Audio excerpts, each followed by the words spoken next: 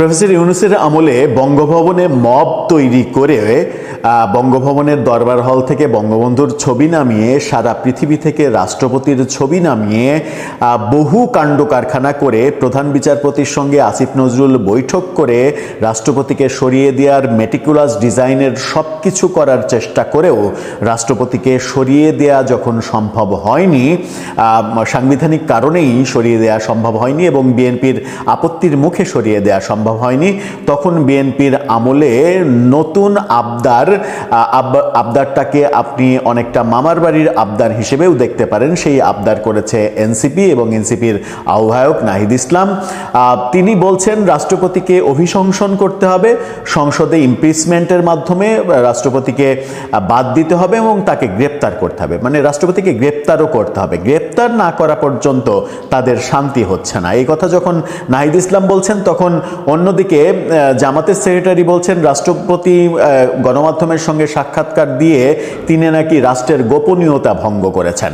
রাষ্ট্রের কি এমন গোপনীয়তা ভঙ্গ করেছেন? মানে প্রফেসর ইউনূস সরকারের আমলের মেটিকুলাস ডিজাইনের তথ্যগুলো ফাঁস করে দেওয়াটা কি রাষ্ট্রের গোপনীয়তা ভঙ্গ করা, নাকি সাংবিধানিক ব্যাপারটা তিনি যে রক্ষা করতে পেরেছেন সেই সফলতার গল্প বলাটা তার নিজের অধিকার?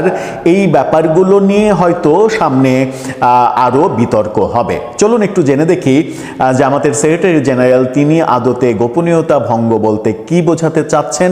তিনিও নাহিদ ইসলামের মতো রাষ্ট্রপতিকে অভিশংসন করে ইমপিচমেন্টের মাধ্যমে সরিয়ে দেয়া এবং তাকে গ্রেপ্তার করার ব্যাপারটা বলছেন কিনা। দর্শক, বলছিলাম জামাতের সেক্রেটারির কথা। তিনি বলছেন রাষ্ট্রপতি গোপনীয়তার শপথ ভঙ্গ করেছেন। রাষ্ট্রপতি নাকি শপথ ভঙ্গ করেছেন, এই অভিযোগ তার। কি বলছেন জনকণ্ঠের এই শিরোনামটা দেখে নিন। সেখানে বলা হচ্ছে, বিবৃতিতে জামাত সেক্রেটারি বলেছেন রাষ্ট্রের অভ্যন্তরীণ ও গোপনীয় বিষয় প্রকাশ করে শপথ ভঙ্গ করেছেন রাষ্ট্রপতি। বলা হচ্ছে, সম্প্রতি একটি জাতীয় দৈনিকে প্রকাশিত সাক্ষাৎকারে রাষ্ট্রপতি গুরুত্বপূর্ণ ও স্পর্শকাতর বিভিন্ন বিষয়ে জনসম্মুখে প্রকাশ করায় গভীর উদ্বেগ প্রকাশ করে বিবৃতি দিয়েছেন জামাতের সেক্রেটারি। আজকে এই বিবৃতি তিনি দেন। বিবৃতিতে তিনি বলেন, রাষ্ট্রপতি পদটি দেশের সর্বোচ্চ সাংবিধানিক পদ। এই পদে অধিষ্ঠিত ব্যক্তির প্রতিটি বক্তব্য ও পদক্ষেপ জাতির জন্য অত্যন্ত গুরুত্বপূর্ণ এবং তা রাষ্ট্রীয় শপথ ও গোপনীয়তা রক্ষার নীতিমালার সঙ্গে সম্পৃক্ত। রাষ্ট্রপতি মোহাম্মদ শাহাবুদ্দিন সাম্প্রতিক সাক্ষাৎকারে রাষ্ট্রের অভ্যন্তরীণ ও গোপনীয় বিষয়ে জনসম্মুখে প্রকাশ করে শপথ ভঙ্গ করেছেন এবং রাষ্ট্রের গোপন বিষয়ের মতো আমানত রক্ষায় ব্যর্থতার পরিচয় দিয়েছেন। আমানত রক্ষা করতে পারেননি। এতে দেশবাসীর মনে নানা প্রশ্ন, বিতর্ক, উদ্বেগ সৃষ্টি হয়েছে। আমি তার এই সাক্ষাৎকারের ঘটনায় গভীর উদ্বেগ প্রকাশ করছি। একজন রাষ্ট্রপতি হিসেবে তার বক্তব্য জাতির সামনে তুমুল বিতর্ক ও অনিশ্চয়তার জন্ম দিয়েছে। কি বিতর্কের জন্ম দিল সেটা একটা বড় প্রশ্ন। তিনি বলছেন সংবিধান, রাষ্ট্রীয় শপথ এবং সাংবিধানিক ধারাবাহিকতার প্রশ্নে তিনি জাতিকে বিভ্রান্তির মধ্যে ফেলে দিয়েছেন। রাষ্ট্রপতি নাকি জাতিকে বিভ্রান্তির মধ্যে ফেলেছেন। রাষ্ট্রপতি পদে থেকে এমন বক্তব্য প্রদান করে তিনি শপথ ভঙ্গ করেছেন যা রাষ্ট্রের মর্যাদা ও ভাবমর্যাদার সঙ্গে একেবারে অসামঞ্জস্যপূর্ণ। রাষ্ট্র পরিচালনায় স্বচ্ছতা, জবাবদিহিতা ও সাংবিধানিক শালীনতা বজায় রাখা প্রত্যেক দায়িত্বশীল ব্যক্তির কর্তব্য। এটা একটা খুবই গুরুত্বপূর্ণ ব্যাপার যে স্বচ্ছতা বজায় রাখা, জবাবদিহিতা, এটা রাষ্ট্রের সবার গুরুত্বপূর্ণ। তার পুরো বক্তব্য এত পড়তে পারছি না। এই পয়েন্টেই যদি আসি যে স্বচ্ছতা, জবাবদিহিতা এটা থাকা উচিত, তাহলে রাষ্ট্রপতি প্রফেসর ইউনূস সরকারের আমলের যে আমলনামা পত্রিকাকে বলেছেন, সেই আমলনামায় কি এটা আমরা পাই যে প্রফেসর ইউনূস সরকারের আমলে তাদের সরকারের কিংবা সরকার প্রধানের স্বচ্ছতা, জবাবদিহিতা, সংবিধান মানা এই ব্যাপারগুলো ছিল? সংবিধান না মানার যে হিস্ট্রিগুলো রাষ্ট্রপতি বলেছেন, তাতে করে প্রফেসর ইউনূস এবং তার সরকার এবং তার সরকারের পক্ষের শক্তি যারা ছিলেন তারা সবাই বিপদে পড়ে যাবেন। এরকম একটা আলোচনা যখন হচ্ছে, তখন বলা হচ্ছে রাষ্ট্রপতি গোপনীয়তার শপথ ভঙ্গ করেছেন। এই ভঙ্গ করেছেন এটুকু বলে জামাতের সেক্রেটারি তো মোটামুটি ক্ষান্ত দিয়েছেন, কিন্তু এনসিপি নেতা সরাসরি রাষ্ট্রপতিকে গ্রেপ্তারের কথা বলছেন। এর আগে আমরা দেখেছি তাদের নেতৃত্বে বঙ্গভবনের সামনে বিভিন্ন ব্যানার তৈরি করে মব তৈরি করা হয়েছে, যেটাও রাষ্ট্রপতি কালের কণ্ঠের সাক্ষাৎকারের মাধ্যমে বলেছেন। এবং রাষ্ট্রপতি যদি সাক্ষাৎকারে এত খোলামেলা ব্যাপারগুলো না বলতেন, তাহলে আমরা অন্ধকারেই থাকতাম যে রাষ্ট্রপতিকে নিয়ে প্রফেসর ইউনূস সরকার মেটিকুলাস ডিজাইনে কতটা ধাপে ধাপে কত চেষ্টা করেছে সরিয়ে দিতে, এবং প্রফেসর ইউনূস নিজে রাষ্ট্রপতি হতে একটা সময় যখন সাংবিধানিক সংকটের ব্যাপারে এসেছে তখন সাবেক প্রধান বিচারপতিকে রাষ্ট্রপতি করার চেষ্টাও করেছে, তারা করে ব্যর্থ হয়েছে। এবং এই ব্যর্থতার মূল দুইটা কারণ রাষ্ট্রপতি সেটাও উল্লেখ করে দিয়েছেন, তার নিজের দৃঢ়তা, সংবিধান রক্ষার দৃঢ়তা, এবং বিএনপি এবং তিন বাহিনী প্রধানের সমর্থন। যেখানে বিএনপির মতো আওয়ামী লীগের অনুপস্থিতিতে বিএনপি সব থেকে বড় দল, যারা নিরঙ্কুশ সংখ্যাগরিষ্ঠতা পেয়েছে, 209টা আসন একা পেয়েছে, তো তাদের আপনি মতামত গ্রহণযোগ্য মনে করবেন? সাথে তিন বাহিনী প্রধান যারা দেশের স্বাধীনতা সার্বভৌমত্ব রক্ষার মূল দায়িত্ব পালন করে, তাদের মতামত গ্রহণ করবেন?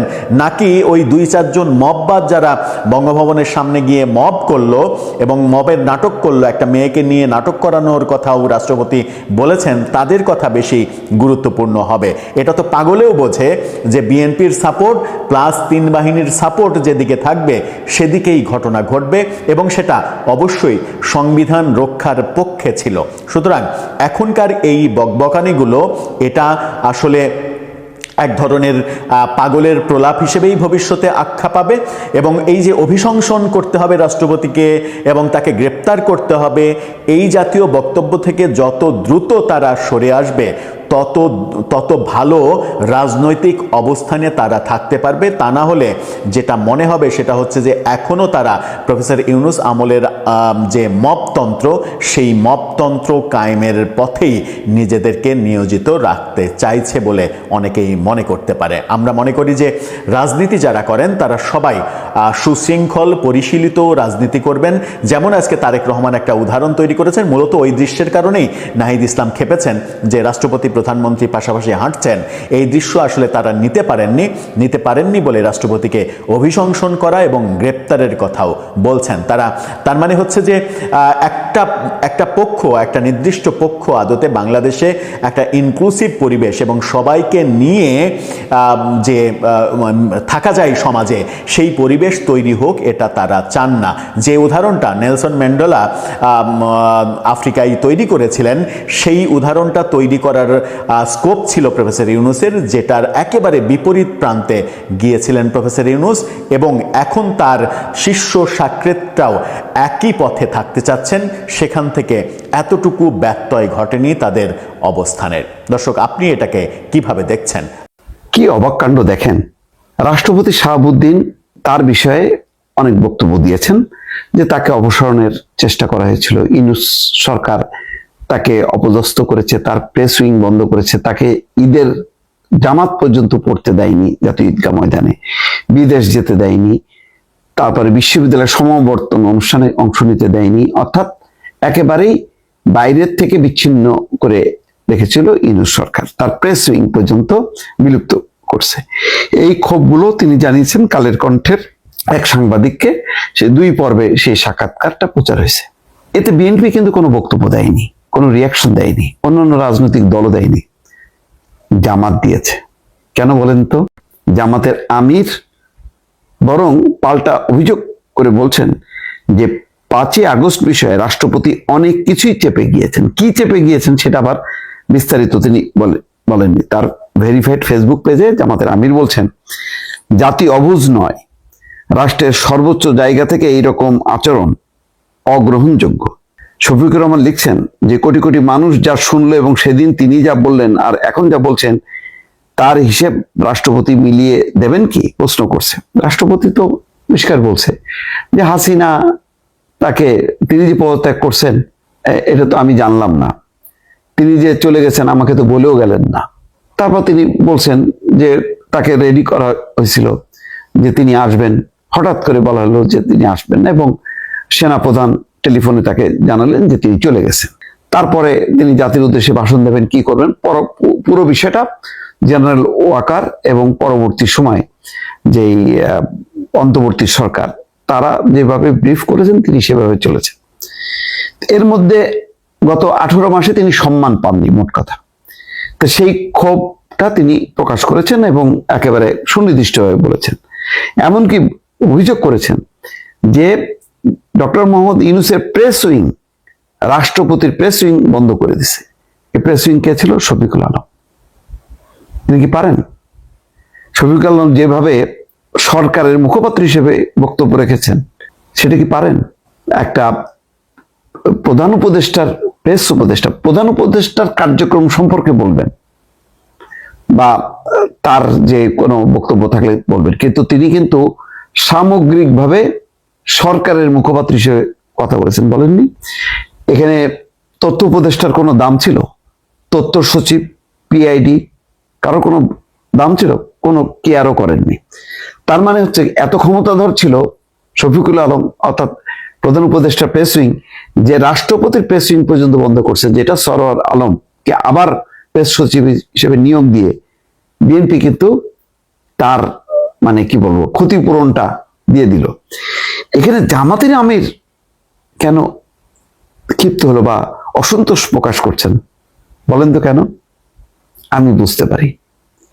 রাষ্ট্রপতি শাহাবুদ্দিন পরিষ্কারভাবে বলেছেন তাকে 3 দফা অন্তত অপসারণের চেষ্টা করা হয়েছিল। সেই সময় বিএনপির শীর্ষ নেতৃত্ব, সশস্ত্র বাহিনীর শীর্ষ নেতৃত্ব এবং বিদেশি দূতাবাসের ঊর্ধ্বতন কর্মকর্তারা তার পাশে ছিল, যার কারণে তিনি অপসারণ থেকে বেঁচে গেছেন। এখানে কিন্তু একবারও জামাতের নাম আসেনি, জামাতের আমিরের নাম আসেনি।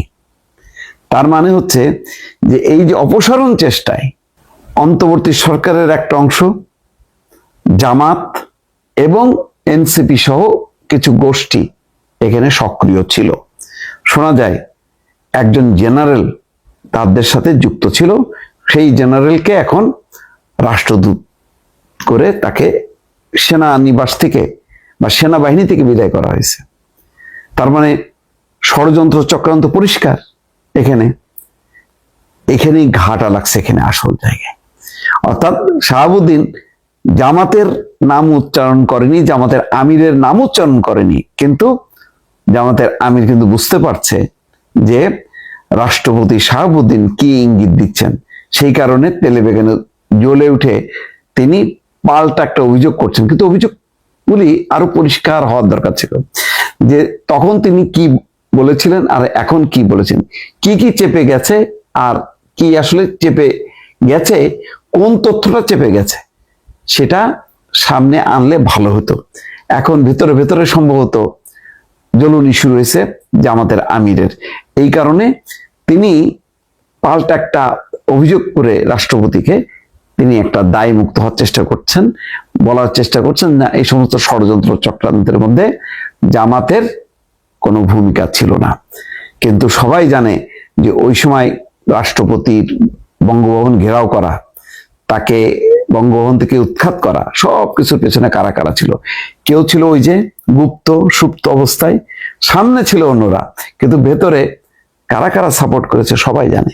শাহবাগে ওসমান হাদির মৃত্যুকে ঘিরে যারা তাণ্ডব চালালো তাদের পরিচয় কারা?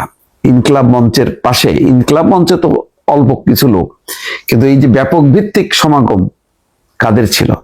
কারা শাহবাগে এক ধরনের মব তৈরি করে ডক্টর মোহাম্মদ ইউনূসকে বাধ্য করলো আওয়ামী লীগের কার্যক্রম নিষিদ্ধ করতে? জামাত কিন্তু প্রকাশ্যে নেই, তার সামনে অন্যরা, পেছনে কিন্তু তারা একেবারে।